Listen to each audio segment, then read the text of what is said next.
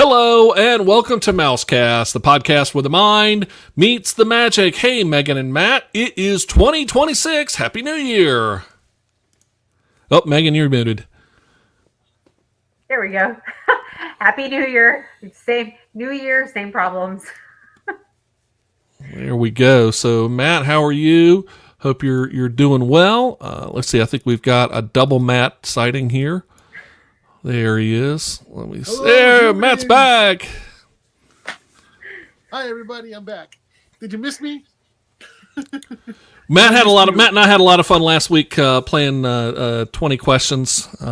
We were having a great time with that. But guess what? We have crossed into 2026, and so it's time. Let's take a look back at 2025. And so we hope that you have had a great start to 2026. Megan, we were just talking about it before we popped on live here.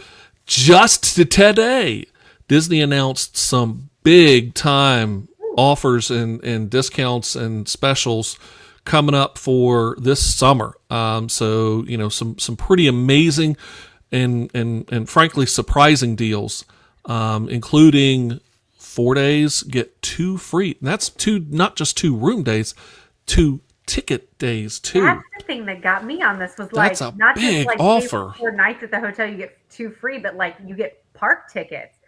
Yeah, so definitely, if you're interested in that, we are suspecting that those summer times and those options are going to go pretty quick. In fact, you have to book by something like mid-February.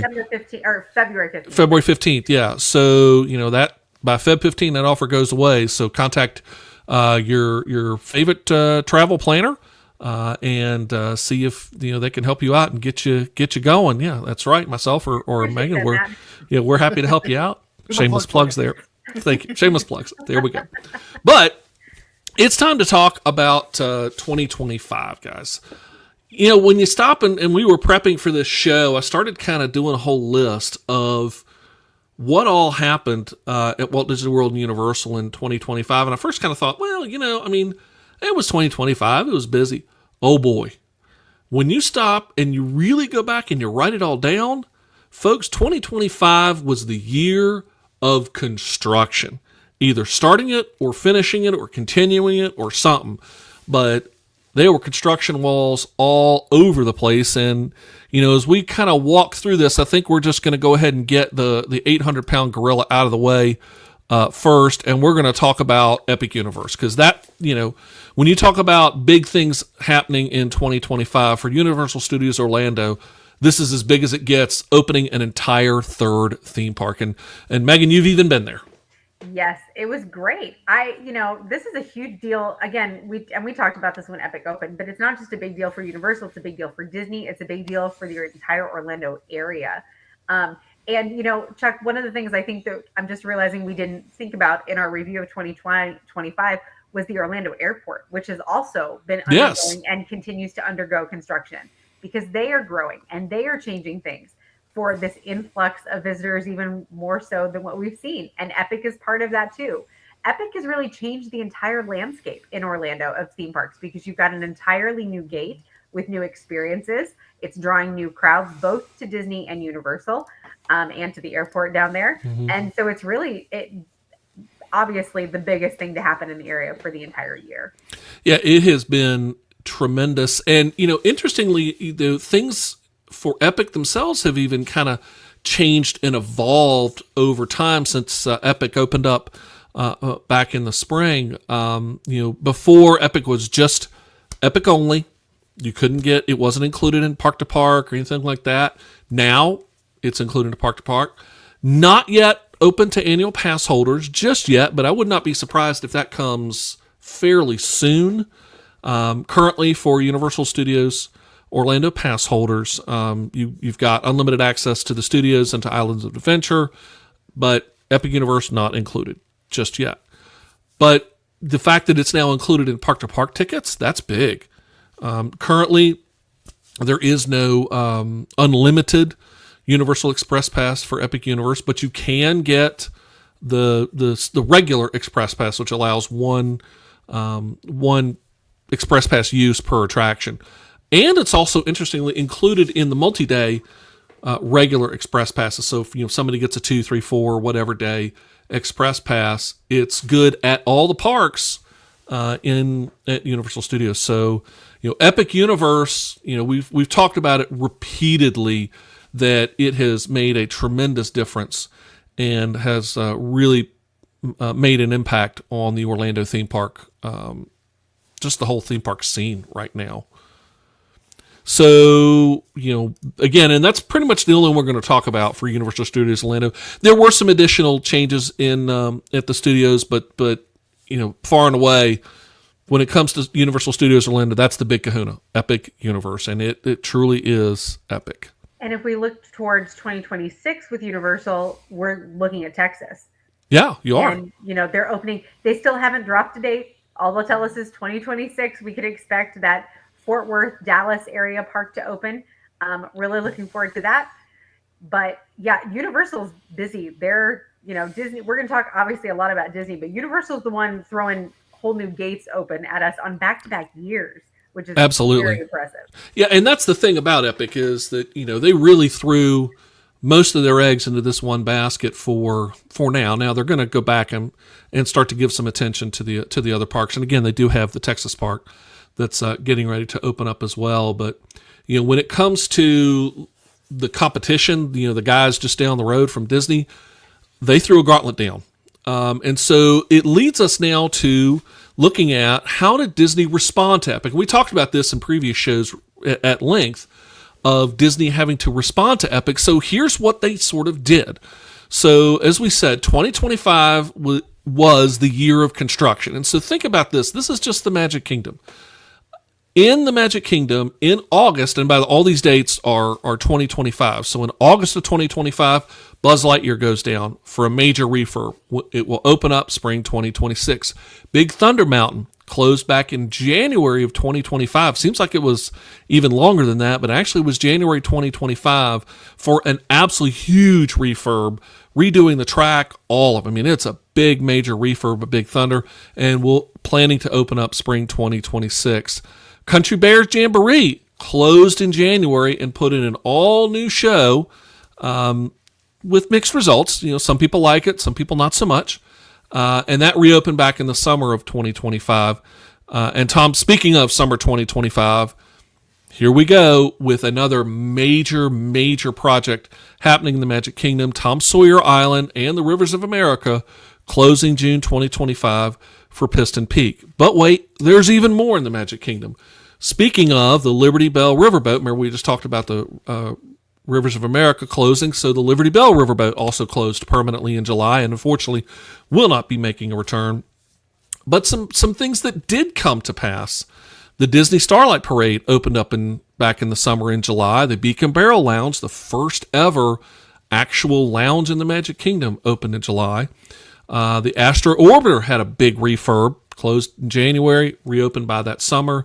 And the Hall of Presidents also, obviously we had a new president, and so the Hall of Presidents needed to be updated to become current as well. So again, when you look back at these Magic Kingdom refurbs, I mean, there's a lot going on here.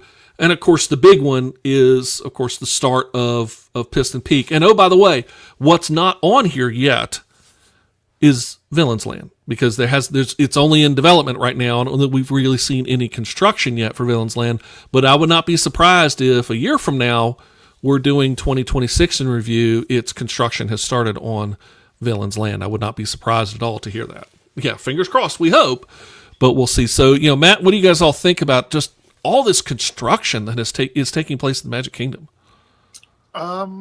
It seems like a lot, but at the same time, I feel like it's needed. Like Buzz Lightyear, I mean, that changes that, they're going to be bringing more, like, free wielding, I guess. Yeah, it's going to be closer to it's going to be closer to Astro Blasters, what's at Disneyland. So you'll have you're able to kind of manipulate the gun more freely than being tied to the attraction, and also different point targets and a slightly modified story. Right. I mean, I think that definitely is needed just to bring some kind of new excitement to that ride. Big Thunder being down for so long. I mean, it just kind of was like, okay, I did it once or twice. Great. But well, it's funny you say that though. That one's the painful one for me. Is a year, over a year, by the time it's all Mhm. said and done, without one of the coasters in the Magic Kingdom. It's not like Magic Kingdom has a ton of them anyway. And this is one of those, the biggest complaint people have about Disney, and certainly as they look now over to Epic and to Universal and in general, is the lack of big rides. So for Disney to shut down one of their coasters for this long, I mean, again, and I've said it before, I'm hoping it looks exactly like the Disneyland one because it's a much smoother ride. I know some people Yeah, don't and like that's the point. Yeah, that's the point that the Disneyland one, from everything that we've heard, I mean, much smoother, Yes. and it just a much better experience. Big Thunder Mountain. If you're used to the old wildest ride in the wilderness, it definitely was a wild ride because also a very bumpy ride. Oh, it hurt my back. I'm in my 40s, y'all. I can't do Big Thunder. Like I can do Big Thunder out in Disneyland, but Magic Kingdom, I couldn't do it anymore. Yeah, it was a little bumpy, but a lot of things going on here, and again, with the second, we did talk about some of the new things that opened up here, specifically Disney Starlight, and we've talked about Starlight. In fact, back in the summer, we did a live review of Starlight as it opened up for that opening week, and we've talked about Beacon Barrel as well. So I think that you're seeing Disney trying to respond, and I think that for the most part these have gone over fairly well. We talked about Starlight still needs some enhancement and still needs some tweaking. Beacon Barrel has generally gone over pretty well. Haven't heard anything that too negative about it. I think it's telling though that I don't feel like I've heard much period after the initial like, oh, I tried this for the 1st time it opened last week. The fact that it didn't get as much attention, and I'm not that it would compared to Oga's because Oga's is so themed and it's part of that land, but maybe I'll try it out the next time I'm down there. But I feel like the lack of response to it, the lack of talk about it says something about it also, that it's really not, it's kind of okay, it's here, it's fine, like it's just another spot. It certainly did not become the focal point, whether good or bad, that I think people expected it to. It certainly, I don't think we've seen stories about drunkards stumbling through the Magic Kingdom, but I also don't think I've seen any reviews of like, oh, this is a really great spot for adults to hit, make sure you don't miss it at Magic Kingdom. Well, I will say this, that it's, as far as booking it, I mean, it appears to be doing pretty well because, it's a challenging ADR to get right now. So as we move forward, though, Magic Kingdom isn't the only one that's got skin in the game here. So over at Epcot, Geo82, speaking of lounges, another brand new lounge opened back up in the summer of 2025 in June. Testac 3.0 opened in the summer of 2025. This is after more than a year-long refurb and total overlay and changing the story out one more time. This is the third iteration of Test Track. Spaceship Earth underwent a minor refurb, but there was a point where they thought this might be a little bit of a bigger refurb than what it ended up being. It was only closed from August to October. And then Remy's might get the award for the fastest refurb ever, where we talk about the Tomorrowland Stitches Tomorrowland show having the dubious award of shortest attraction ever, shortest running attraction ever. Remy's might get the award for fastest reno or refurb because they closed out on November 10th to change from 3D projection to 2D projection, and they open up 3 days later. Let's see somebody else handle that. Do a whole refurb in 3 days. Boom. But it's, from what I understand, it has made Remy's a lot better because you're not tied to the glasses and all these other things. It's made it a much more enjoyable experience. And I don't think you lose a lot with, changing from 3D down to 2D at all. I'm actually looking forward to riding this again now. I couldn't ride it when it was 3D. I did it twice. I got horrible motion sickness both times. Y'all, I can ride Guardians all day long. Remy's made me horribly, horribly ill. Well, and I think that it's part of it is that it's the glasses, and because they are, the way that those 3D glasses work in general is they're polarized lenses. So one lens has polarization one direction, the other lens has polarization in a different direction, and then the screen projects to match up, so that then your eyes perceive it that way. But it can create this real funny depth perception, which can make you feel nauseous. Yeah. On that ride, you are moving fast. You're supposed to be a mouse, which works. But yeah, with the 3D, all of it, I'm looking forward to trying it in 2D and kind of getting a better experience. Definitely. It's better and good in for 2D Disney. and 3D. Sorry. Mm-hmm. I just, I did it back in December. And, yeah, so say you've done it, Matt. So what did you think? It was definitely a better experience. You don't feel really any different. I mean, the feelings that you get in 3D, you get the same effects as 2D, just without the glasses. You don't have to worry about those things falling off or anything like that. So I thought it was more enjoyable just to be able to move around and, not have, like I said, not have to worry about the glasses falling off. Yeah. Well, again, to me, I think it allows much more freedom and flexibility. Frankly, that's what I'd love to see with something like Flight of Passage, where the glasses, because the animation moves so fast that because of the weird depth perception that's created by the glasses, and it's not a criticism of Disney or the technology by any stretch of imagination. It's just the nature of the technology that it can create disorientation very easily. I would love to see them experiment with trying this, going to 2D for Flight of Passage and seeing how it is, because just not having that on you and just being able to look around and it becomes a much more immersive experience, I think would be a much better overall experience. Over at Disney's Hollywood Studios, here we go again. So another big land starting up. So to many of folks' dismay, and there goes Megan pouting right there, Muppets 3D and the entire Muppets area closed in May and June. And I say May and June because it was a phased closure. So parts of the area like Mama Melrose closed in May. Other parts like Muppets 3D closed in June. And all of it now is completely closed down for Monstropolis, for a brand new Monsters Incorporated land that is going to be more expansive. In fact, it's going to be bigger than the space that was there currently for Muppets. It's going to go back further.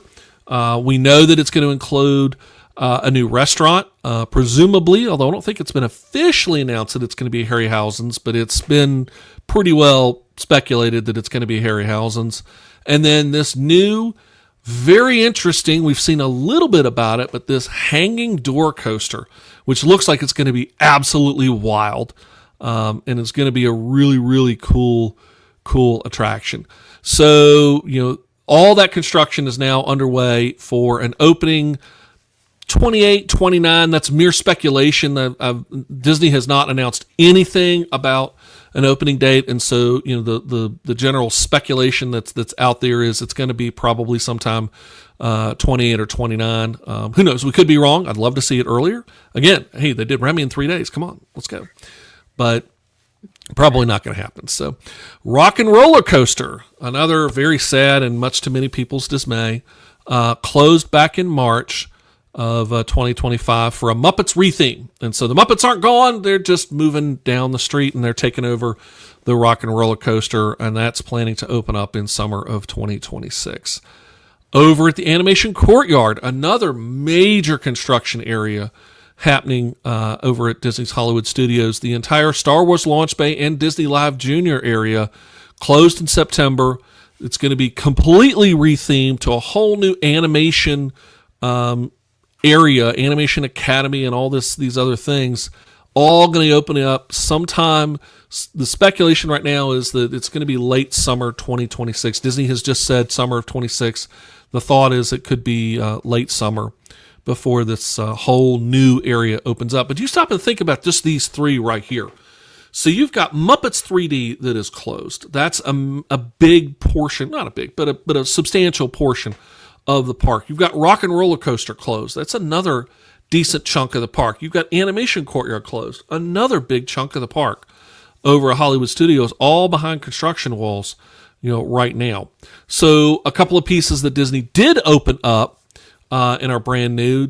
Disney, The Little Mermaid, a musical adventure, has opened up. This is in the space that was the original Little Mermaid show, so it has returned.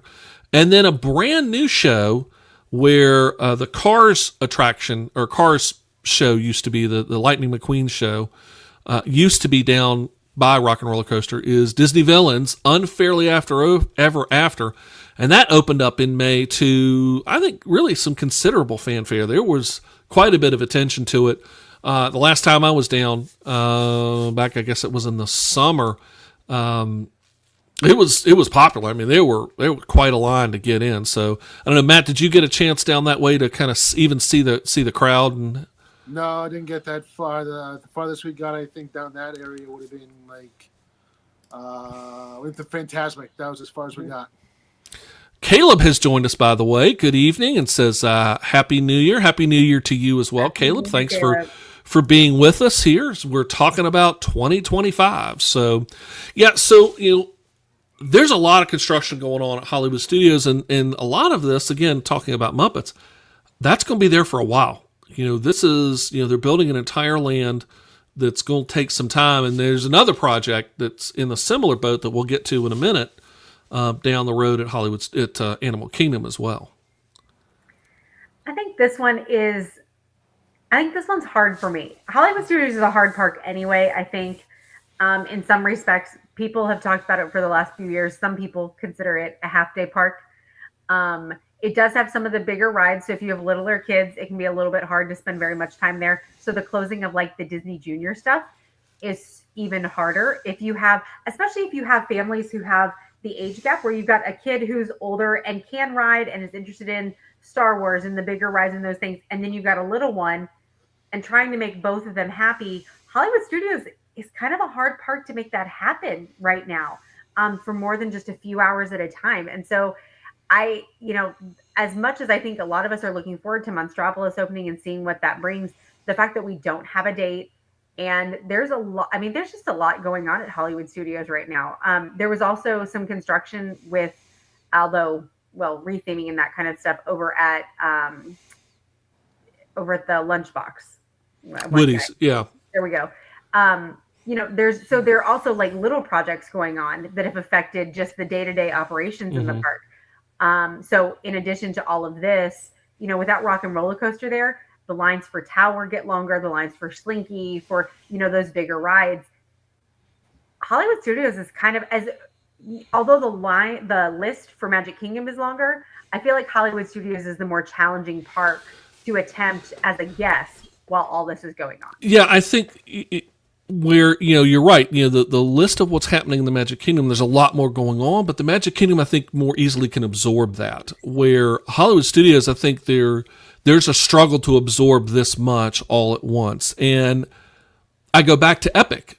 Is this we really got to respond to Epic, so they're just going to bite the bullet and go ahead and get it done so that, come summer of 26, because you can see two of these are opening up planned for opening up sometime summer 2026, so they just get it out of the way and get it done.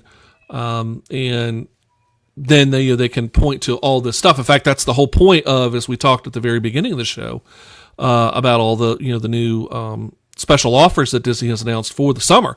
It is specifically because there is so much going on this summer. They want folks coming in to see it, and I think this is the proof's in the pudding right here, because there's a lot opening up summer of 2026, and they want to have folks see it.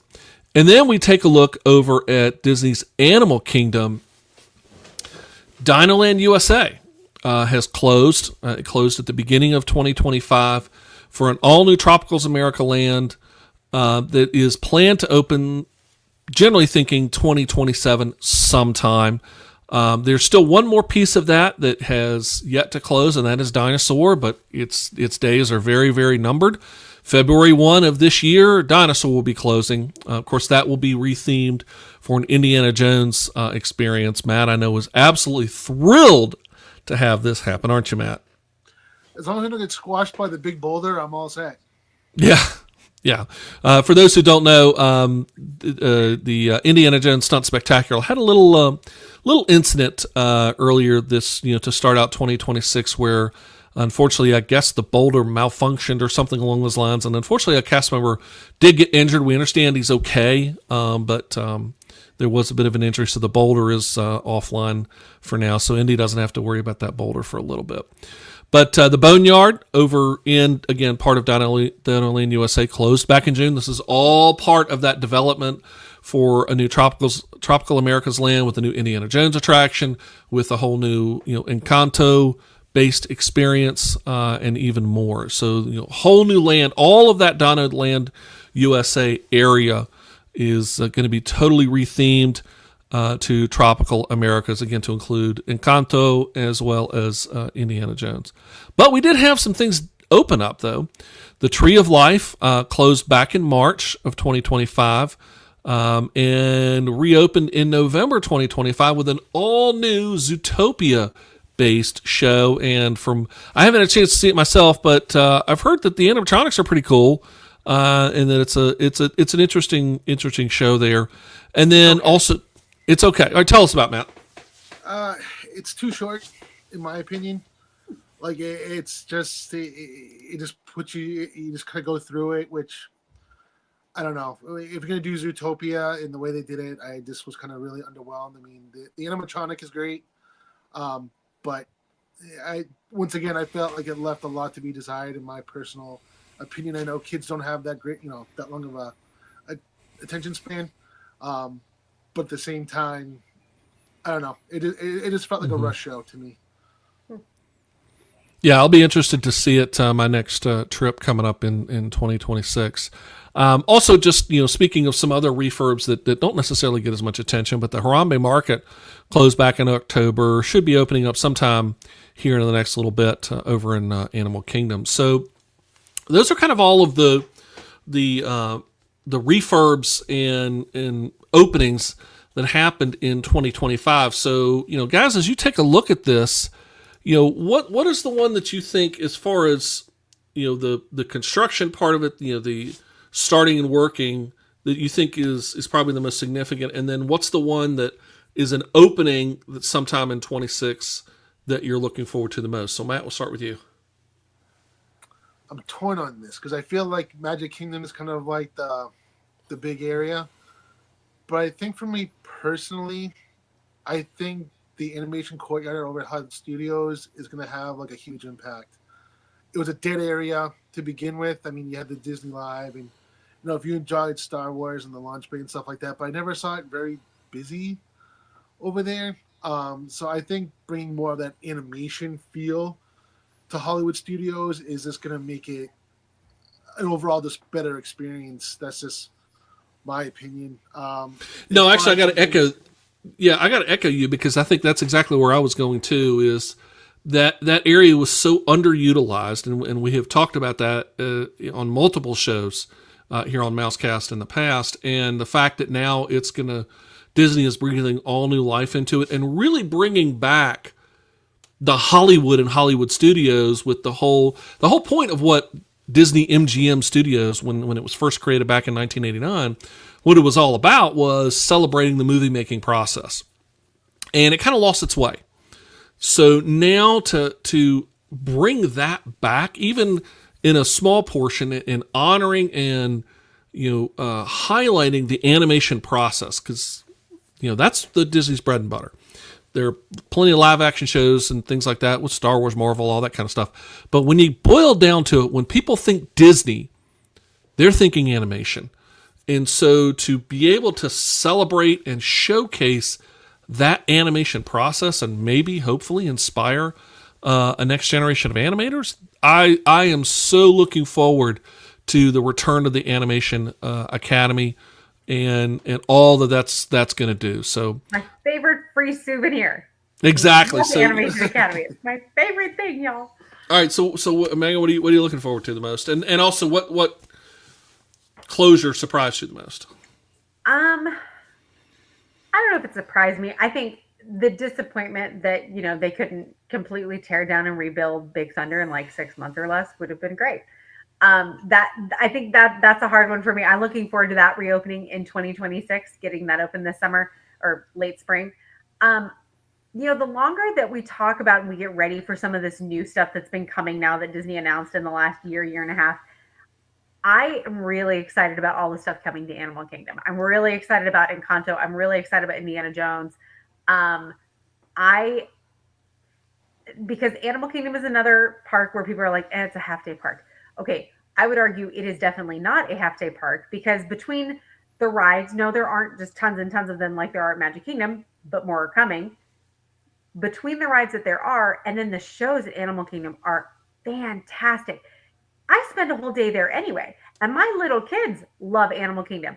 Once you add Encanto and Indiana Jones in there, I feel like Animal Kingdom becomes like a day and a half, 2 day park. How are you supposed to get through all the shows with their timing and the rides and not be running from one thing to another? Animal Kingdom is going to be, I am so excited about Animal Kingdom. I actually think I'm more excited about that than I am about all the stuff at Magic Kingdom, maybe because I'm a little anxious about what they're bringing to Magic Kingdom and how it's going to play out. But I'm so excited about Animal Kingdom and I'm ready for them to throw the doors open and get that done. Yeah, I think it's going to be interesting. Again, this is an area that we knew all along. Go back to think Chester and Hester's. Even when it first opened up, there were quite a few folks. I was one of them. I'll be free to admit that went. Are they sure they know what they're doing with this one? It just didn't fit. And the fact that now that they're trying to do something to bring that back into where it needs to be. I don't know best how to describe that. I mean, it's restoring Animal Kingdom back to this idea of what it is and celebrating. Granted, and we're not talking. Indiana Jones is not an animal, Encanto not an animal, but Animal Kingdom is more than just about animals. It is about that tropical environment, and so that's why Africa and Asia. Tropical Americas, I think, fits perfectly well. And it gives a South American representation into the parks, which is lacking. There is no real South American representation in the parks pretty much at all anywhere else. And we can't just shove every country into World Showcase. It's just not no. I know that there's still a thought of, hey, bring Brazil to World Showcase. And while there could be some benefits, maybe to that, I think this does a better representation of tropical Americas and South America into a theme park than the other. I'm especially looking forward to as well, and it's just me. I love Buzz Lightyear. I'm glad that we're seeing some of these things that are happening fairly quickly. I know that, and I'm with you, I'd love to see Big Thunder go a little bit faster, but I also know that given the nature of what they've had to do with that, there's quite literally, there's been a crane over Big Thunder Mountain for like a year. Because quite literally it's a heavy lift. They're having to move some big things in there.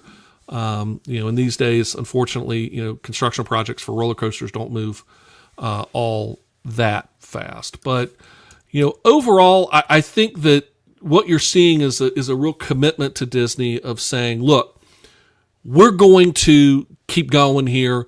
We're going to respond to Epic. And remember, the 800-pound gorilla is still sitting in the wings, and that's Villains Land.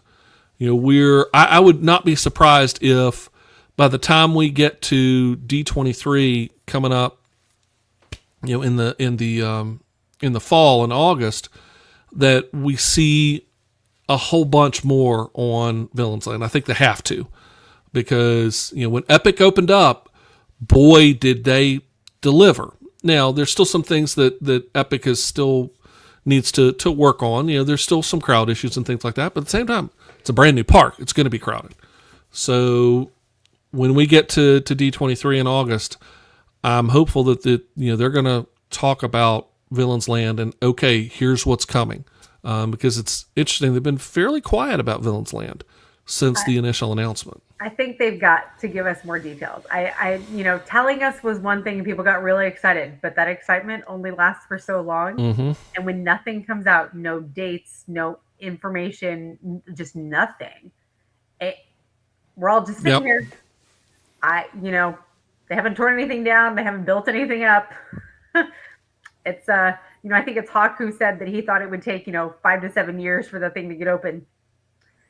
We hope not. We hope not. We hope not. Well, they're going to be hopefully, careful because if they do it wrong, they know like it's hit or it's miss, and there's no in between with this. Especially like people wanted a park, not only and they wanted a villain's park. mm-hmm. So if they don't do this right, it's going to be a big.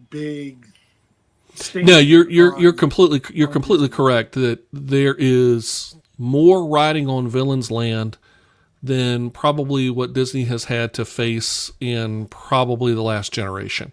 That this is make or break right here. So who knows? But as far as 2025 goes, it was also exciting. By the way, exciting 2025 for us here at Mousecast. We celebrated our first year. We're approaching year number 2 here in a little while. We will be hitting our second year, actually coming up this month sometime. So, it's amazing to believe that we were already past a year. We're already past episode 100. This is episode 106 right here. So, we're really thrilled that we're continuing to go. And I also just want to say a huge thank you to you and Megan and you, Matt, for being with us. Hawk, we wish you well. Hope everything's going okay with you. We hope you're able to come back very soon and join us here on Mousecast. So, final thoughts, guys, on 2025. Anything that really for yourselves for 2025 and Disney that kind of stands out. So, Megan. I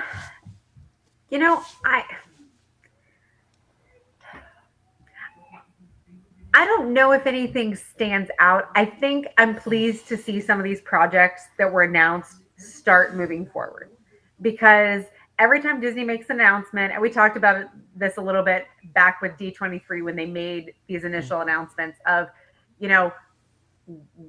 give us dates, give us specifics, that kind of thing. And we weren't really sure when they were going to start delivering.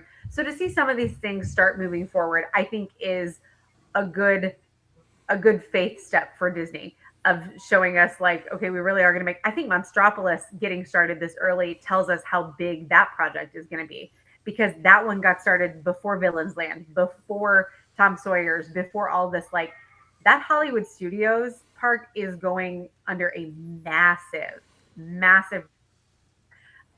I don't think we've given that enough credit. And maybe that needs a little bit more attention, because some of the other things are a little bit flashier. I know one of the criticisms our cast had when that was announced was, is Monsters, Inc. still relevant? Like, it's been years since the last movie, but Disney's committed to this, and they really think this is going to work, and they're starting early on this to give us this new coaster. And again, epic response. We need another coaster with Disney, and what are they going to do? Oh, they're going to hang us. It's fine. As someone who is newer to riding roller coasters, I'm like trying to gear myself up to be brave enough to get on this thing when it actually launches. Yeah, I'm looking forward to this idea. I mean, Matt, I think you probably also have seen some of the animations of this whole idea that it's going to actually come down, pick you up, turn you, and go like this. It's going to be like a chair or something that you're riding in. I'm looking forward to it. I think it could be very thrilling. Oh, Matt's already like, nope, not going to happen. No, you're not going to get me on it. No, I'll watch YouTube. It's as close as I'm getting to that ride. No, you can't even get me on soaring at this point. I feel like it's a semi-similar seat concept. And I said on it once, and I said, no, I'm not going up there. And off I went. So, nope, you guys can tell me all about it. You can send pictures, postcards, whatever you want to do with that ride. I'll be over at Harry's. He'll be over at Harryhausen's having Asian food or whatever it's going to be there. So I am looking forward to Monstropolis. I think that it's, while, we struggled also with Muppets relevance. Frankly, granted, there's a new Muppet show that apparently is starting to pop up on Disney Plus again. And I don't know that the Muppets are done in the fact that we have Muppets over in Rock and Roller Coaster. Something tells me there's going to be more Muppets around somehow. How, I'm not sure. Where, I'm not sure. But I don't think Disney's done with Muppets in any way, shape, or form. And so I think you will see some Muppets return in some way. Just spitballing here and a little blue sky. Go back to, as I said in a previous show, we talked about unused spaces and this the Stitch show or the Stitch attraction, which was Flight to the Moon. Why not return Flight to the Moon, but do Pigs in Space? I mean, that could be hilarious right there. I mean, bring back Pigs in Space. You got Miss Piggy and all that, and do that. I mean, I want great moments in American history to come back. That was fantastic. That was funny. I loved those shows. That was and they were funny. Different. So you could go to a couple of them in the same day and see something different. It was wonderful. Oh. Yeah, no, it was hilarious, and that was funny. And so, I do think that the Muppets will be back. I think, in all, 2025 was a great year for Disney. There's a lot that happened. By the way, we didn't even mention the fact of new cruise ship opened up, for the Disney Cruise Line as well. So, and a new Lighthouse Point opened up as well, and so really kind of got going. So, a lot happened for Disney and for Universal in 2025. And if this is what they pulled off in 2025, just wait and let's see what they can do for 2026 and beyond. So.